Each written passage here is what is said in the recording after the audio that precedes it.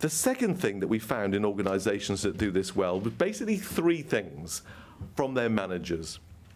Their managers, our managers, do not need to go to Harvard for 3 years for this. It's pretty simple stuff.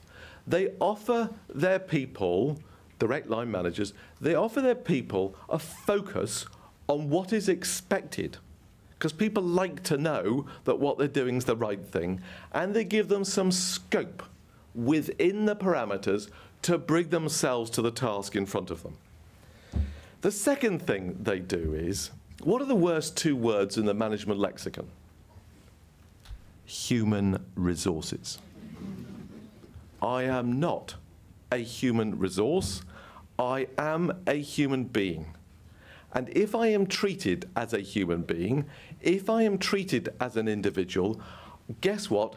I tend to respond with more of me, with more of my capability. And so, again, if we had more time, we could bring it alive with lots of examples of hard-nosed organizations, public sector organizations, who find a way, leaders in these organizations find a way to treat their people as complete individuals and not as human resources or human capital or the troops or the workers. They actually, at their heart, believe in what we spoke about a minute ago. They also coach, stretch, and develop their people, and they give them feedback. You know, we ought to just be a tad more American on this front, oughtn't we? You know, if something goes well in America, in Britain, what do we say? That went a bit better than I expected it was going to go.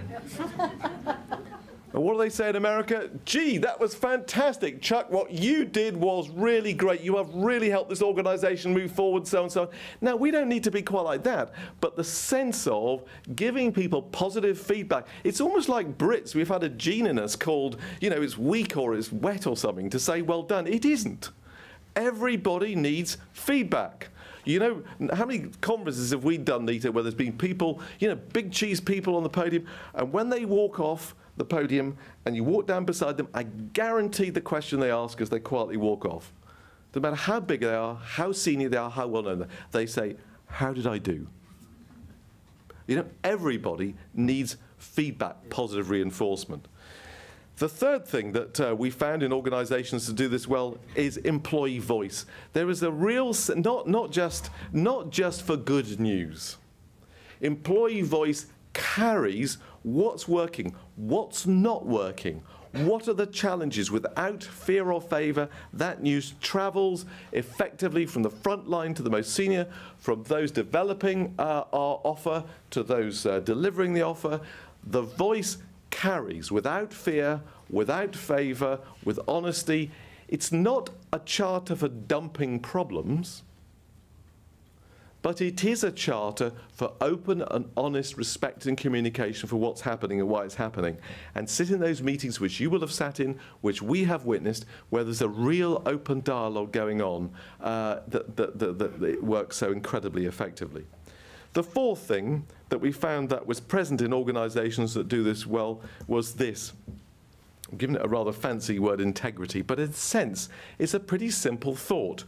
Most organizations, when you walk in through the reception and then the first meeting room, what's on the meeting room wall? Our values, or behaviors, or business principles, whatever it is. Our values are on the wall. Virtually all organizations also have behavioral norms. Actually, what happens round here? Now, if the values on the wall and the behaviors that subdue everyday working, if they come together, you get trust in the organization. If you get trust in the organization and you ask someone to do something, or you're asked to do something, you probably think it's a straightforward request, it's probably the right thing to do, so I'll kind of get on with it. And if there's a gap, then there's distrust. And when you're asked to do something, you think, oh, what's going on here? Is this going to last? Will I be shafted later? Da-de-da. And that distrust makes the organization incredibly slow, incredibly risk-averse, incredibly difficult to make things happen. So, you know, the typical one is innovation. You know, value on the wall, we believe in doing new things. Behavior. Whenever you try to do anything new and it doesn't work 100% well first time, what happens? Whack, you know, across the back of the head.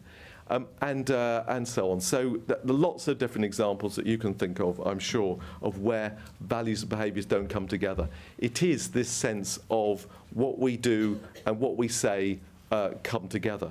So those are the 4 things that we found were present in organisations. There are fabulous examples in the public sector of where this is done. There are fabulous examples in the private sector and the not-for-profit, but they are all too rare. But when they're there, it's just a joy to see what it's like to work there. It's a joy to see the organisation developing and growing and making a positive contribution. And of course, it's good for the country. So that's what we found in overall terms. And now let me hand over to Nita to talk a bit about a more specific sense of the current situation in the public sector. Thanks, David. So, I mean, in a sense, I don't want to teach my grandma to suck eggs, but I mean, I do think it's worth just reminding ourselves what the position is generally across the public sector. I mean, you know, before we faced the current issues, I mean, public sector workers generally do have a more negative experience of work, particularly on issues like bullying and harassment. And basically, well, the survey evidence is that generally they are less satisfied with the opportunity to use their abilities. And again, over the past years, reform, in a sense, has always been something done to staff, really, and rather than with staff. And of course, also the other factor is that there is a much stronger trade union presence in the public sector, and it's absolutely critical, in my view, to make sure that your engagement strategies and your industrial relations strategies are aligned, because as somebody once said when David and I were talking to them, well, we didn't even get off the ground because the trade union told the staff not to fill in the engagement survey. That is not really a good place to start. So what are the issues that are particularly challenging for the public sector? Well, it's these issues of awareness of the strategic direction and the clear vision for the organisation. As David said, it is very, it's surprising that this is the case, but actually it is. There are obviously issues around the quality of management and the trust and confidence in leadership. And the sense of belief in organisational messages. There's a great deal of cynicism out there because there is, as we all know, a very strong sense of change for change's sake, of initiative-itis, and so on. And actually, if we look at I know there's quite a lot of people here from the NHS, if we look at the 2008 staff survey, I mean, some of these results were really very startling across the country. Only 31% of staff were satisfied with the extent that the trust valued their work, and only 39% were satisfied with the recognition that they got. And this sense of uninvolvement, with only 27% agreeing that senior managers involve staff in important decisions, and only a third thought that staff were encouraged to suggest new ideas. And then there's this sense of being ignored, because over half said that they, only just over half, said that they knew how their role contributed to what the trust itself was trying to achieve. And this sense of disillusionment as well, with under half thinking that care of patients and service users was their trust's top priority. And again, half only recommending their trust as a place to work.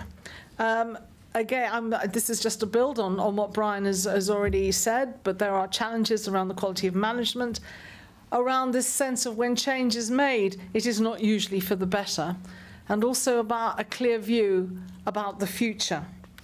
And of course, this is extremely worrying in the context of the position we find ourselves in now, because of course, disengaged employees, they leave or they take time off, and the costs of that are very, very substantial. They fail to advocate their services when actually public services need all the public support that they can get. This lack of advocacy is a really, really big challenge. Of course, staff feeling like this, of course, also reduce the effectiveness of new policies and initiatives and will react very badly to financial pressures. There'll be the sense of consent and evade, of presenteeism, none of which will help. The other thing, of course, to say is, and these are highlighted in the MacCleod review, there are some fantastic examples in the public sector, you know, of how engagement has delivered change in local authorities, in the National Health Service, and in central government as well. And I do urge you to look at those case studies in the report.